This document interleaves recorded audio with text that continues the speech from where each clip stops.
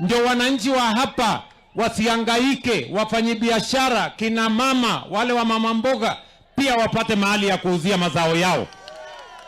Nimeweka pesa ya serikali shilingi bilioni 3 kutoka ile housing levy ili tuweze kujenga masoko ya Bungoma wakati tunajenga masoko zingine za Kenya.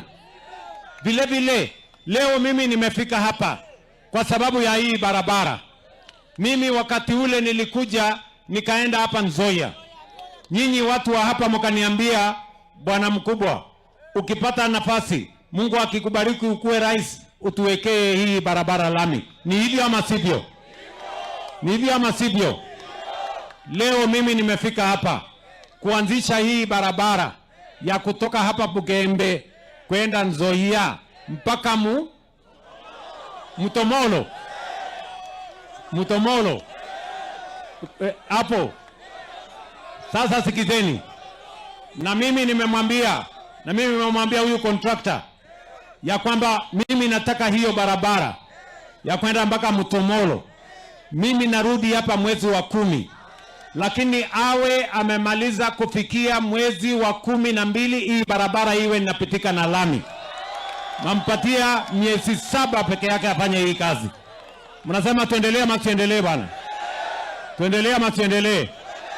Na sio hii barabara peke yake. Mimi pia nimemwambia huyu contractor aende ajenge barabara ingine inaenda kwa Kisiwa pale kwa Polytechnic. Kuna barabara pia mliniuliza nijenge yenye inaenda mpaka Polytechnic yetu ya Sangalo.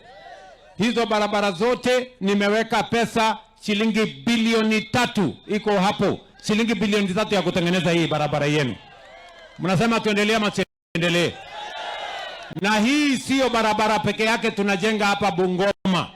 Bungoma tunajenga kilomita 212 mpya in this Bungoma County. Tumewapatia bilioni 15 ya kujenga barabara zenu kwa sababu mimi niliwaambia watu wa Bungoma hamutabaguliwa tena. Ile siasa ya zamani ya wengine kufaidika, wengine kupata maendeleo na wengine wanawachwa nyuma, hiyo ni siasa ya ukabila, siasa ya chuki, siasa ya umaskini. Niliwaambia tutamalizana nayo. Kila sehemu ya Kenya itapata haki yake ya maendeleo, na ndio sababu hiyo watu wa Bungoma leo wako na bilioni 15 ya kujenga barabara zao kilomita 212. Tuendelee ama tuendelee? Tuendelee ama tuendelee? Na mimi nitarudi hapa mwezi ujao kwa sababu niko na barabara nyingi ambazo tayari nimepatiana kandarasi, ili tuhakikishe ya kwamba wakati tunajenga sehemu zingine za Kenya, hii Bungoma isiwachwe nyuma tena. Imewachwa nyuma miaka nyingi, na ndio nimesema tutamalizana na siasa ya ubaguzi. Tunataka Kenya iwe Kenya moja, Wakenya wote ni sawa mbele ya katiba na mbele ya Mwenyezi Mungu. Bungoma hoye! Bungoma hoye!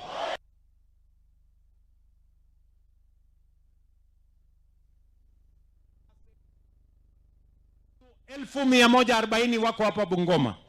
Watoto wetu kutoka Mandera, kutoka Mombasa, kutoka Busia, kutoka everywhere wamekuja hapa. Na ni kwa sababu nilisema tunataka kuunganisha taifa letu liwe taifa moja. Na nilikuja hapa tukafanya Madaraka Day. Ni kweli ama si kweli? Hapa tukajenga. Leo tuko na stadium Bungoma. Ni kweli ama si kweli? Mkaniambia nijenge airport hapa Matulo. Leo iko airport Matulo.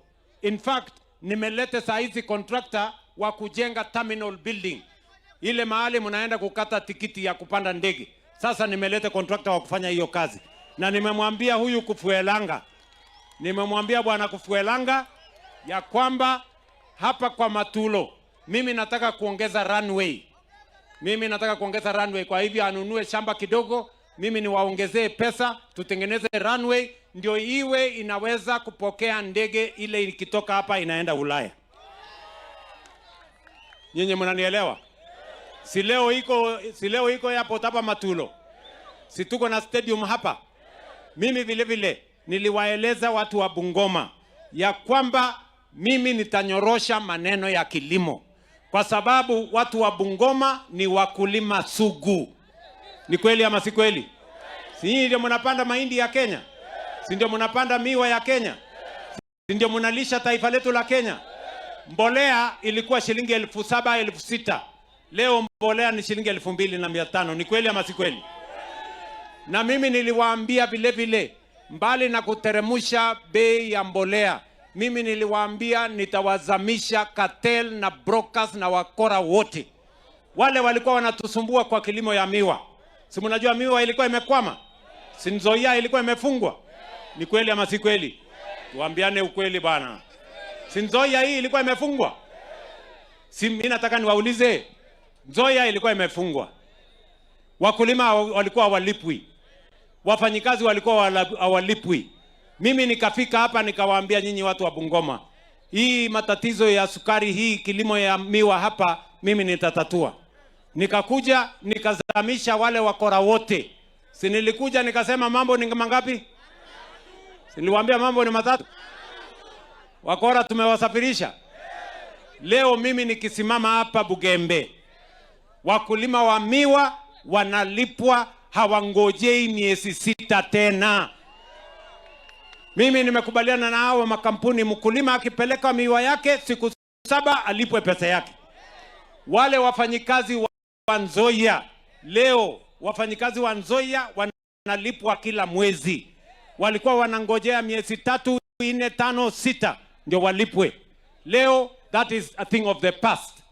Mimi niliwaambia vile vile ya kwamba vile kilimo ya chai inapata, wakulima wake wanapata bonus. Mimi niliwaambia hii miwa pia nitasimamia na nihakikisha kwamba bonus inapatikana. Sasa sikizeni my friends. Mimi nakuja hapa mwezi wa 10. Mwezi wa 10 imebaki mwezi moja tu peke yake. Mwezi wa 9, mwezi wa 10. Mimi nafika hapa mwezi wa 10 na bonus ya wakulima wa miwa. Mnasema tuendelee ama tuendelee? Mnasema tuendelee ama tuendelee? Ninyoroshe hii maneno. Mimi niliwaambia vile vile kupitia kwa program hiyo ya affordable housing, pia nitajenga manyumba hapa. Tunataka hii Bungoma ikae kama city. Na ndio sababu hiyo hapo mahali tulikuwa na airport na ilikuwa imekwama. Sasa nimehamisha airport, imekuja wapi? Imekuja Matulo. Pale mimi nawajengea smart city. Manyumba zaidi ya 8,000 mimi naweka pale. Nyinyi vijana mtaenda kuishi pale, na nimesema iwekwe ghorofa ya 24. Kwani mliambiwa ya kwamba ati Bungoma haiwezi kujengwa nyumba ya ghorofa? Ati inajengwa Nairobi peke yake? Hii Bungoma inafaa kuwa city ama isikuwe city? Sikuwe city. Ndio nafasi ya ajira ipatikane. Vijana wasongeshe, dunia isonge mbele. Wangapi wanasema tuendelee na hiyo kazi? Tuendelee. Bungoma hoye! Bungoma hoye! Mimi niliwaambia vile vile, mimi nitahakikisha kwamba mtu asiuze tena nyumba yake, ng'ombe yake, mali yake ati anaenda kulipa gharama ya hospitali. Mimi ndio nimetengeneza kushindana na ile ya NHIF ambayo ilikuwa lazima uwe na kazi, uwe na pesa, uwe na uwezo. Nikasema tuwe na SHA ambayo kila mwananchi asajiliwe. Hii Bungoma wananchi wamejiandikisha ndani ya SHA ni wananchi 890,000, 890,000 watu wa Bungoma. 55% of the people of Bungoma are today registered in SHA.